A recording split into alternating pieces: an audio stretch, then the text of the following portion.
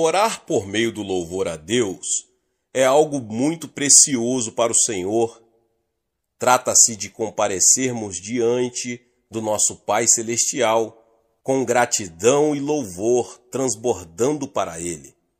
Não oraremos em favor de necessidades específicas que porventura tenhamos. É um tempo especial para expressar nossa gratidão ao Pai. O Salmo 91:3 diz: Tu és o Santo, entronizado entre os louvores de Israel. No original hebraico, o vocabulário louvores significa que Deus habita o trono de louvores. À medida que louvamos a Deus, o Espírito de Deus aproxima-se para habitar no meio dos nossos louvores. Quando não conseguimos orar até conseguir a resposta, ou tocar em Deus pela fé, ou quando estamos em agonia, ou sobrecarregados pelos fardos da vida, se tão somente começássemos a louvar a Deus e continuássemos nesse louvor, as forças que oprimem o nosso coração seriam tiradas de cima de nós e nos sentiríamos livres em nosso espírito para louvá-lo sem impedimento. Louvar e orar são muito importantes para nós como filhos de Deus e também para Deus. Depois de os filhos de Israel terem marchado em redor dos muros de Jericó 7 vezes em seguida, Josué mandou o povo gritar louvores. Enquanto todos gritavam e louvavam a Deus, os muros de Jericó caíram. Quando Paulo e Silas, presos no calabouço interior da prisão, louvaram a Deus, a terra tremeu e as portas da prisão se abriram. O louvor a Deus traz a sua grandiosa obra para o nosso meio.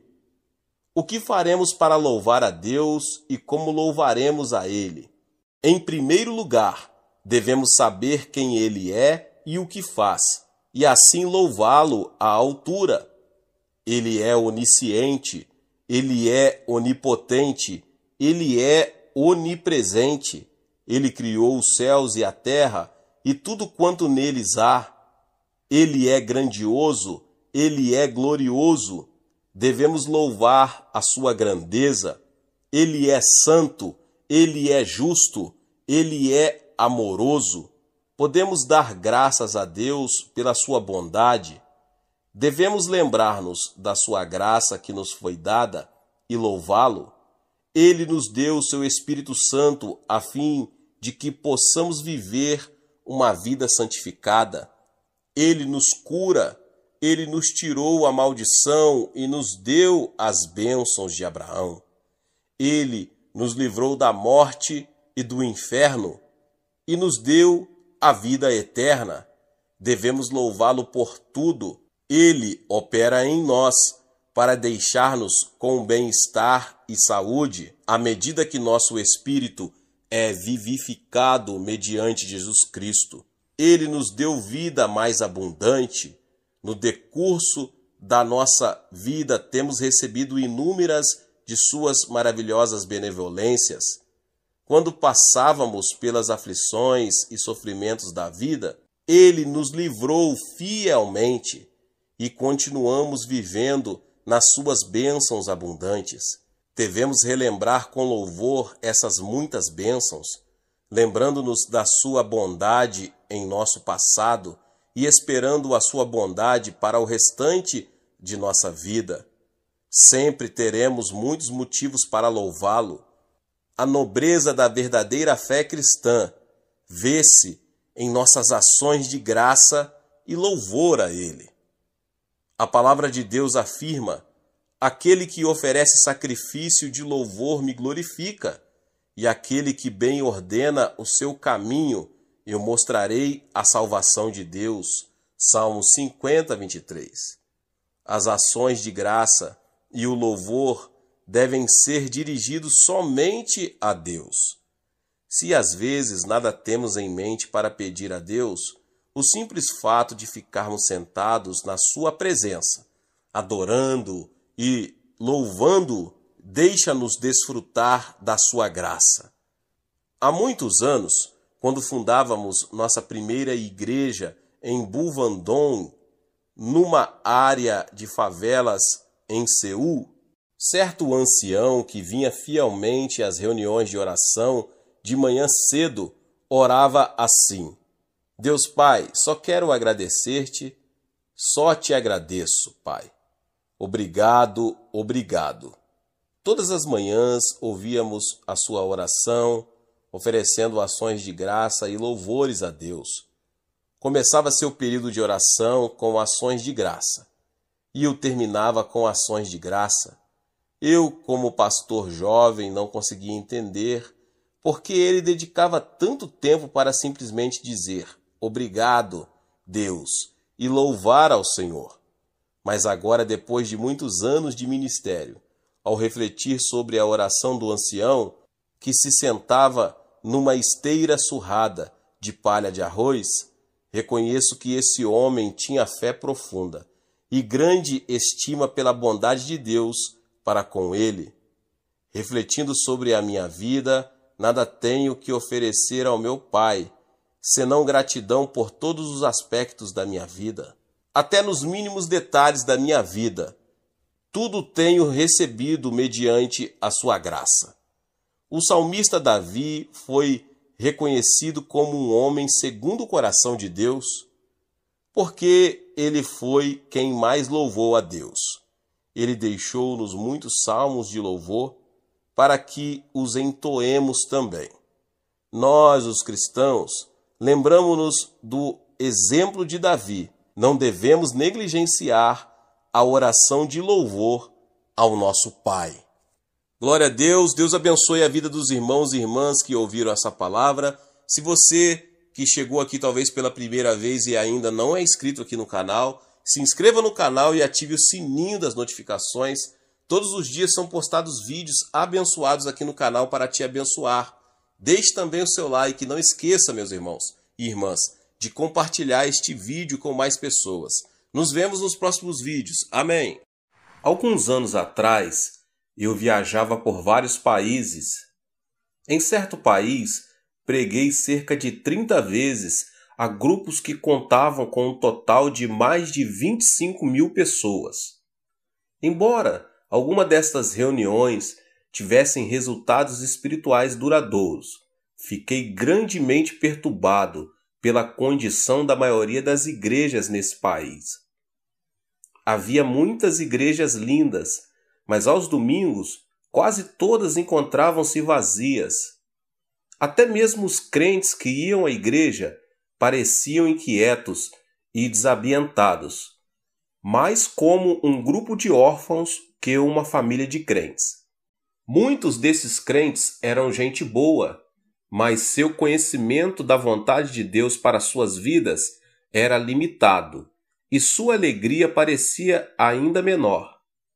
Haviam parado de permitir que Cristo vivesse e vibrasse em suas lidas diárias.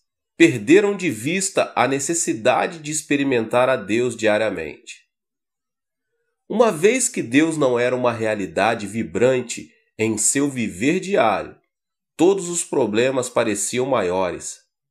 Não estavam continuamente sintonizados com a voz que lhes daria a direção correta.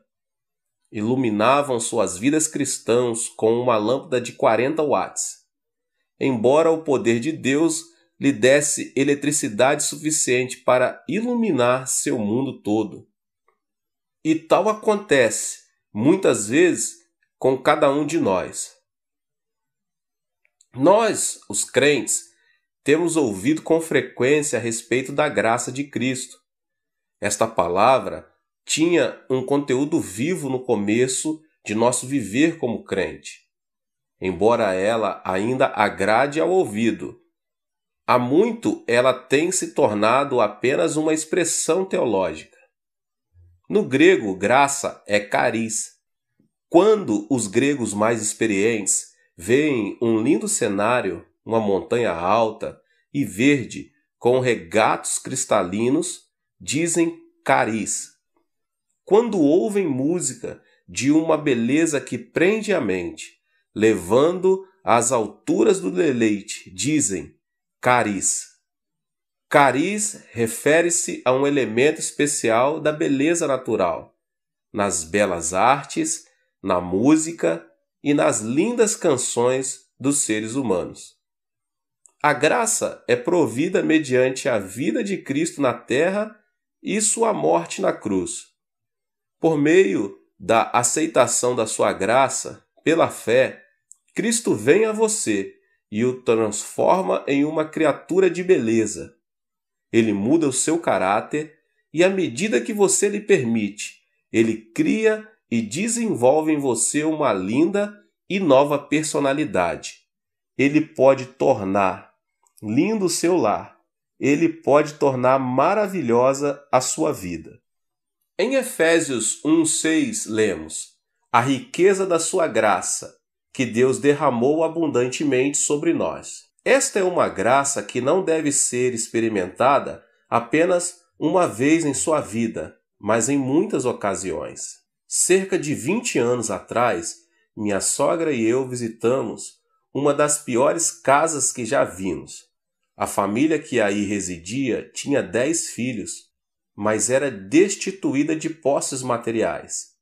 O pai era alcoólatra. Este homem, em certa época, também havia sido viciado em narcótico. Um sobrinho seu, presidente de uma das melhores faculdades médicas da Coreia, fez tudo o que encontrava ao seu alcance para curar o vício do tio, mas não conseguiu. Pôde apenas levá-lo ao modificar o hábito, passando de narcótico para o álcool. Esta mudança, contudo, acarretou uma situação pior. Seu tio, pai de 10 filhos, com o tempo, tornou-se alcoólatra crônico. Bebia desde cedo até tarde da noite. Seus filhos engraxavam sapatos, tentando ganhar dinheiro suficiente para sustentar a família. Mas o pai tirava todo o dinheiro que eles ganhavam para comprar bebida em vez de alimento. O dinheiro que o pai porventura ganhava também era usado para o álcool. Sem dinheiro, a família toda vivia como mendigos. Quando tive a oportunidade de falar com a esposa dele a respeito da vida em Jesus Cristo, ela encontrava-se muito triste. Estava magra por causa da má nutrição. Tinha problemas cardíacos e dores estomacais, e seu estado mental era de profunda depressão. Enquanto falava com ela, ela não queria me ouvir. "Quero morrer", respondeu ela. "A melhor coisa que poderia acontecer comigo é a morte. Por causa do amor que tenho à minha família, não cometerei o suicídio. Senhor, seja bom para comigo. Por favor, por que não me mate?" "Eu não vim aqui com a finalidade de matá-la", disse eu com firmeza. "Vim aqui para falar-lhe da graça de Jesus Cristo." "Mas ir para o céu não me importa", respondeu ela. "Não me preocupo com o inferno. Tenho vivido no inferno em minha vida por muito tempo." "Irmã", desafiei-a, "gostaria de ver sua vida mudada? Gostaria de ver seu marido transformado? Gostaria de ver Cristo entrar em seu lar e torná-lo um lugar belo?" "Ah, isso não é possível", exclamou ela. E respondi: "Jesus Cristo veio a fim de dar-lhe sua graça, um dom, e para ganhá-lo você não precisa pagar nada. Ele disse que sua graça seria suficiente para suprir todas as necessidades. Cristianismo é mais que belos ensinos, mais que mera religião. Quando a pessoa se torna crente, Jesus Cristo entra em sua vida e dá-lhe sua graça. Ele a torna linda." Ela ouviu minhas palavras com interesse e começou a ir à igreja. Logo saiu de sua depressão. Deus curou-lhe as dores estomacais e os problemas cardíacos. Ela decidiu ser crente e tornou-se uma pessoa linda. Sua personalidade foi transformada pelo poder de Cristo. Desta época em diante, minha sogra e eu oramos com ela para que seu marido fosse liberto do alcoolismo. Todos os que ouviam falar que estávamos orando por seu marido riam-se de nós. Muitas vezes, ele próprio ia à igreja a fim de ridicularizar-nos. Contudo, persistíamos em nossas orações a Deus. Sabíamos que a graça de Jesus Cristo podia mudar seus desejos e personalidade. Passaram-se alguns meses. Certa manhã, levantei-me às 4 horas para nossa reunião diária de oração.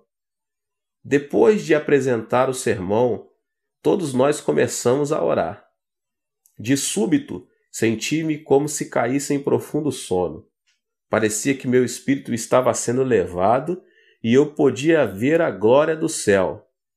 Então a voz de Cristo falou ao meu coração: Meu filho, ouvi suas orações. Fiquei tomado de alegria, corri para minha sogra dizendo: Mãe, Jesus ouviu nossas orações. Mais tarde, enquanto tomávamos o café da manhã, um dos filhos do alcoólatra veio até minha casa. Em suas mãos, uma mensagem. O pai estava morrendo. Fiquei espantado. Foi naquela manhã que Cristo me havia dado a certeza de que ele ficaria bom. Minha sogra e eu corremos para a casa deles. Lá encontramos um homem próximo à morte. Sua esposa disse-nos tristemente: Ele tem gritado a noite toda, está morrendo e ameaça matar-nos a todos. Enquanto o ouvia gritar, pude perceber alguma coisa a mais. Ele não morria de verdade. Satanás, contudo, tinha se apoderado de sua vida e mente, levando-o a pensar e a agir como se a morte logo seria uma realidade. Assim, unimos-nos e oramos, repreendendo o espírito de Satanás. Reivindicamos a vitória em nome do Senhor Jesus Cristo. Então sentimos a linda presença do Senhor. Instantaneamente o homem caiu em um profundo sono. Deixamos-nos a casa crendo em Deus e louvando-o pela vitória. Jesus havia tocado o alcoólatra com sua graça. Desde esse dia, ele não mais tomou uma gota de algum álcool sequer. A graça de Deus começou a fazer dele uma pessoa diferente. Seus amigos começaram a ajudá-lo. Certo amigo deu à família um saco de arroz e o pai trouxe-o para casa em vez de vendê-lo a fim de comprar bebida. Era a primeira vez que ele trazia arroz para casa em 10 anos. A esposa dele ficou tão comovida que começou a chorar. Então ela se lembrou de meu sermão sobre pagar o dízimo. Ela separou a 10ª parte do arroz, mas não se sentia à vontade em dá-la a Deus. Ora, Jesus, argumentava ela, tu sabes que precisamos deste arroz. Compreenderás se não dermos o dízimo dele. Assim, ela colocou a 10ª parte do arroz de volta no saco. De novo, porém, lembrou-se do princípio divino do dízimo e novamente tirou um 10º. Depois de algum tempo, despejou o arroz de volta no saco. Era grande sua luta interior. Às 4 horas da manhã seguinte, com grande esforço, ela separou a 10ª parte do arroz novamente. Saiu de casa e começou a andar a caminho da igreja. Enquanto andava, lágrimas inundavam-lhe os olhos. Não podendo ver a estrada com clareza, tropeçou e caiu muitas vezes. Finalmente chegou para as orações matinais, toda suja e triste. Entregou o arroz, caiu ao chão e chorou. Ela parecia tão triste que me deu vontade de dar-lhe o arroz de volta, mas não o fiz. Ela tinha que aprender os princípios básicos da vida cristã. Tinha que aprender a experimentar a graça de Cristo diariamente. Então oramos juntos e abençoei-a em nome de Jesus. Um mês mais tarde, ela veio correndo à nossa casa. Pastor, pastor, exclamou ela, Aconteceu um milagre. O que aconteceu? Perguntei. Ela respondeu alegre. Temos comido daquele saco de arroz por mais de um mês. Esta manhã meu marido perguntou-me como é que eu conseguia alimentar a família com um único saco de arroz. Ele já durou por mais de um mês. Fomos à sua casa para verificar o fato. Havia exatamente 1/10, a quantia de seu dízimo restante no saco. Toda vez que ela tirava um pouco de arroz para cozinhar, 1/10 sempre permanecia. O milagre continuou até seu marido comprar outro saco de arroz. Assim que comprou outro, o primeiro se esvaziou. A graça diária de Cristo também começou a operar em seu lar. Por causa da pobreza da família, todos os filhos trabalhavam arduamente o dia todo. Então os filhos começaram a frequentar a escola. Hoje o marido é ancião da igreja. 2 dos seus filhos são pastores, cada um deles com um lar cheio da beleza de vidas dedicadas a Cristo. Esta família inteira aprendeu a importância de experimentar a graça de Cristo diariamente. Há 4 palavras na língua grega para expressar diferentes tipos de amor. Uma palavra é eros. Este é o tipo de amor que sentimos pelo sexo oposto. Amo muito a minha esposa e ela também me ama. Quando me encontro fora, em viagem evangelística no exterior, procuro escrever-lhe uma carta todos os dias.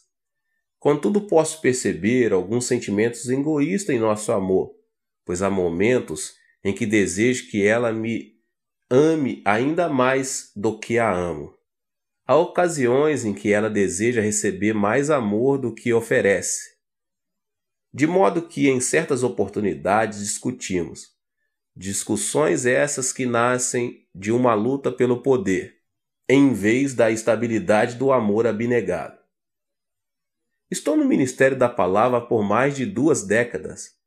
Durante este período, tenho aconselhado muitos casais com problemas conjugais. A maioria desses problemas foi causada por amor egoísta e autocentralizado. O amor de Deus é diferente. O seu não é o amor egoísta eros. Outra palavra para amor é filéu. Este é o tipo de amor que existe entre amigos. O amor dos amigos é menos egoísta, mas ainda há restrições. Enquanto a pessoa tem abundância e prosperidade, ela terá muitos amigos, mas no momento em que chega o fracasso nos negócios ou outras dificuldades, muitos amigos, um a um, a deixam. O amor filéu também falha ao enfrentar problemas. Storge é uma terceira palavra grega para amor. Este é o tipo de amor entre os pais e os filhos. Esta espécie de amor envolve um tipo diferente de dedicação. Durante a Guerra Coreana, muitas pessoas foram para Busan, no extremo sul da Coreia. A maioria das pessoas que viviam aí, minha cidade natal, eram muito pobres, com escassamente o necessário para cada dia. Era quase impossível conseguir trabalho. Desesperados pela falta de alimento, até mesmo roubávamos. Quando os soldados norte-americanos começavam a transportar carvão do porto de Busan, muitos meninos como eu subíamos nos vagões como formigas famintas. Roubávamos carvão suficiente para vender a fim de comprar alimento e roupa para passar uma pequena porção do severo inverno. Certo dia, um grupo de refugiados subiu num trem de carga para roubar carvão. Um militar norte-americano correu para eles gritando que descesse. Apavorados, pularam fora do trem. Um menino de 7 anos de idade encontrava-se no grupo que fugia. Ele começou a correr com o restante do grupo, mas viu um pouco de carvão caindo debaixo do trem. Entrou, arrastando-se debaixo do trem para retirá-lo. No momento em que ele alcançava o carvão, o trem começou a mover-se. As pessoas que estavam por perto gritaram, mas ninguém ousou salvar o garoto. Então, um senhor de meia idade correu para debaixo do trem. Com o impulso de sua força, ele empurrou a criança para fora, jogando-a de cima dos trilhos.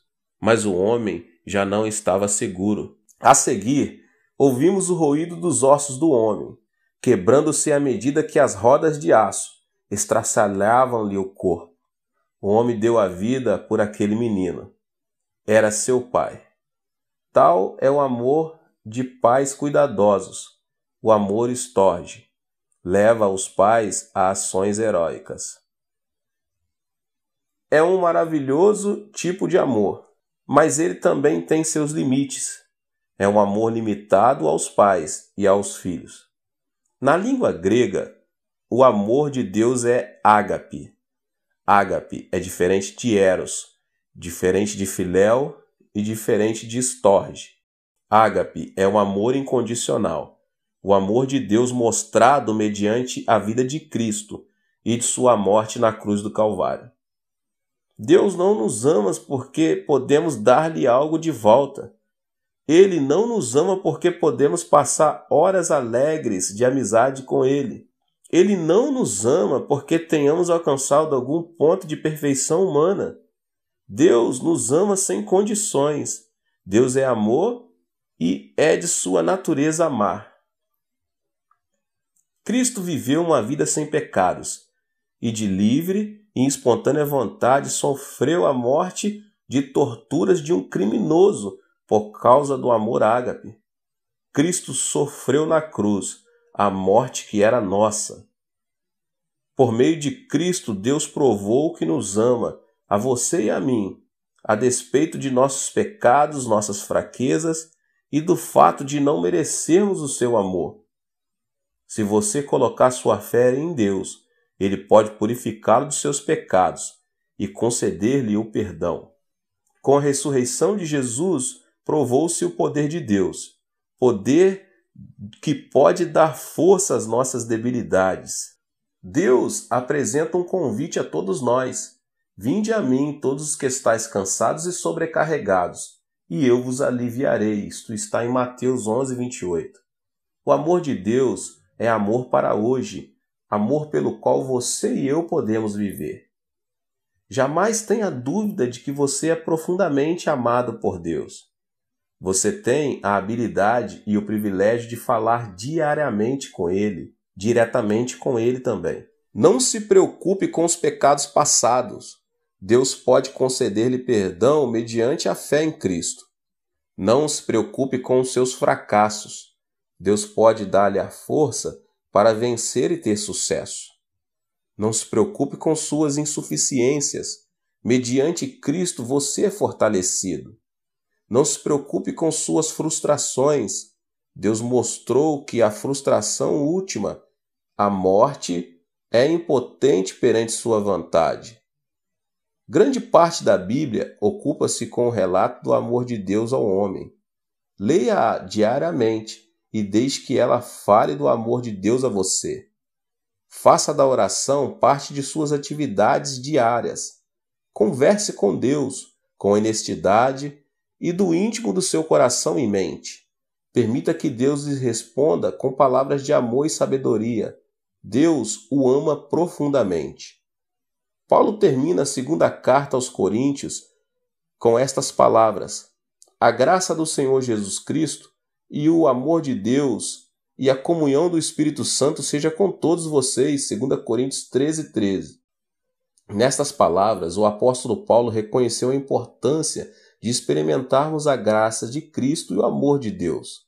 Ele também aponta o terceiro aspecto, a presença do Espírito Santo. Se parafrasearmos este versículo diretamente na língua grega, teríamos: a graça de Jesus Cristo e o amor de Deus estejam em vós mediante a comunhão do Espírito Santo. O Espírito Santo é o meio pelo qual recebemos a graça de Jesus e o amor de Deus. A palavra grega para comunhão neste versículo é koinonia, que significa companheirismo, a qual envolve 3 aspectos distintos. Os dias do Antigo Testamento foram a época em que o nosso Pai Celestial lidou com o homem mais diretamente que nas eras seguintes. Então o Pai enviou seu Filho, Jesus Cristo, que viveu e andou entre os homens por 33 anos. Enquanto vivia na terra, Cristo falou de outro que viria depois dele. E rogarei ao Pai, e ele vos dará outro Consolador, a fim de que esteja para sempre convosco, o Consolador, o Espírito Santo, que o Pai enviará em meu nome. Esse vos ensinará todas as coisas, e vos fará lembrar de tudo o que vos tenho dito. João 14, 16 e 26. Hoje, mediante a pessoa do Espírito Santo, podemos experimentar o amor de Deus e a graça de Cristo. O Espírito Santo é uma pessoa, o terceiro membro do Deus triuno e uno. Não podemos verdadeiramente conhecer a pessoa somente por seu nome, nem mesmo mediante uma apresentação formal ou uma polida de troca de cumprimentos. Só conhecemos uma pessoa por meio da comunhão íntima e do partilhar amor mútuo. A fim de termos comunhão com essa pessoa, devemos compreender um ao outro, falar um com o outro, partilhar ideias, temores, sonhos e esperanças. A fim de experimentar Deus diariamente, é preciso que tenhamos este tipo de comunhão com o Espírito Santo. Devemos dar-lhe acolhida em nosso coração, falar com ele sinceramente e desfrutar de sua presença. Muitos seminários teológicos famosos têm enviado alunos para falarem comigo. Desejam saber o segredo do êxito de meu ministério. Minha resposta tem sido: tenho tido sucesso por causa do Espírito Santo. É importante reconhecer e apreciar a presença do Espírito Santo. Sempre que subo ao púlpito para pregar, oro: querido Espírito Santo, guia os meus pensamentos e abençoa as palavras que vou falar. Depois eu oro: querido Espírito Santo, abençoa muitos durante este culto. Terminada a pregação, oro dizendo: querido Espírito Santo, obrigado por teu precioso poder.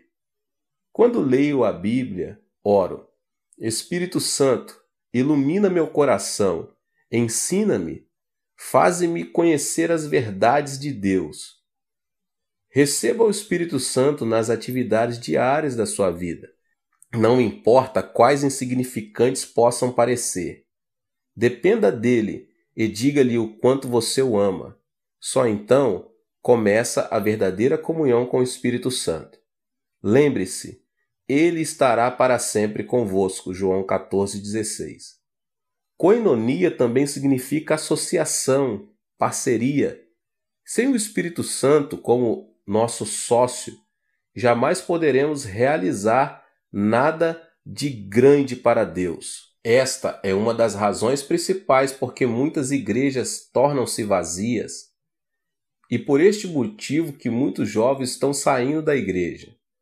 Sem o Espírito Santo, o reino de Deus não pode ser adequadamente construído e não podemos experimentar a graça de Jesus e o amor de Deus. Quando vou a outros países onde falam uma língua que não conheço, tenho de usar intérpretes a fim de comunicar-me com as pessoas. Falo em inglês e o intérprete traduz meus pensamentos e minhas palavras para a sua língua nativa. Em certo sentido, somos parceiros. Se esta parceria funcionar bem, o culto terá êxito. Se nossa parceria for rompida, as pessoas que nos ouvem não compreenderão a mensagem e o culto será um fracasso. Você já parou para pensar que pode ter existido fracassos espirituais em sua vida de fé? Fica a imaginar porque há pouco êxito em sua vida de oração? Você sabe por que os milagres não são abundantes em seu andar cristão?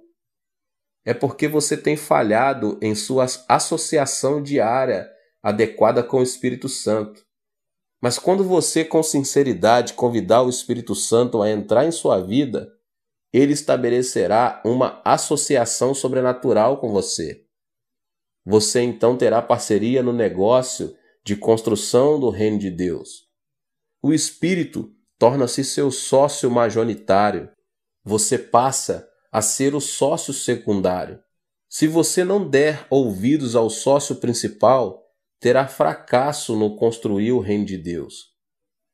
É preciso que você peça que o Espírito Santo seja seu sócio principal. Ele tem estado com vocês, mas tem sido negligenciado, tem sido maltratado. Você deve dar-lhe boas-vindas e convidá-lo a entrar em sua vida cristã como sócio principal. Ele orará por você. Ele orará por meio de você. Ele viverá em você e negociará com você, tornando sua vida um êxito. O Espírito Santo deseja construir o reino de Deus mediante você. Ele deseja dar-lhe o poder de Deus que somente uma associação profunda com ele pode desenvolver. Koinonia propõe transporte. Transporte é um serviço de que todos nós necessitamos. Quando a pessoa desejar ir a outro país, geralmente vai de avião, de trem ou de carro. Até mesmo nos supermercados vemos os resultados do transporte. O alimento e legumes que aí se encontram foram trazidos de lugares distantes, e o transporte desses bens enriquece-nos a vida. A maioria de nós lembra-se da pessoa que nos trouxe muitas coisas que desejamos e de que precisamos, o transportador. Ele já nos trouxe de tudo, desde alimento até aparelhos de televisão. Embora em geral ignoremos a sua importância, ele nos trouxe coisas que tornaram nossa vida mais agradável. Em certo sentido, o Espírito Santo é o transportador de Deus. O Espírito Santo transporta a graça de Jesus Cristo e o amor desde o trono celeste até nosso coração, lar e igreja. O Espírito Santo também leva nossas orações ao trono de Deus. O Espírito de Deus está se movimentando constantemente entre Deus e você. Ele é o dom de Deus para você, o responsável para entregar aos que têm fé todos os dons de Deus, responsável pelas respostas a todas as orações baseadas na direção divina. Ele tem deleite em suas responsabilidades, pois é seu desejo obedecer à ordem do Pai. Para uma vida cristã de poder, é preciso que você experimente a Deus diariamente. Jesus Cristo deu-lhe a graça que o torna lindo. No termo cuidado de Deus, ele lhe deu o amor pelo qual viver. Mediante a comunhão com o Espírito Santo e a graça de Cristo, o amor de Deus pode ser seu. Faça do Espírito Santo seu sócio principal e deixe que o poder, a graça e o amor de Deus fluam livremente em sua vida. Experimente a Deus diariamente e permita que a vibração dessa experiência irradie para todos os que estão ao seu redor. Deus te abençoe mais uma vez. Espero que você tenha gostado. Se inscreva aqui no canal e ative as notificações para que você não perca nenhum vídeo. Tem muitos vídeos aqui do pastor David Poyong Cho. Não esqueça de deixar aqui o seu like e também compartilhar com as pessoas que você mais ama. Deus te abençoe e nos vemos nos próximos vídeos. Tchau!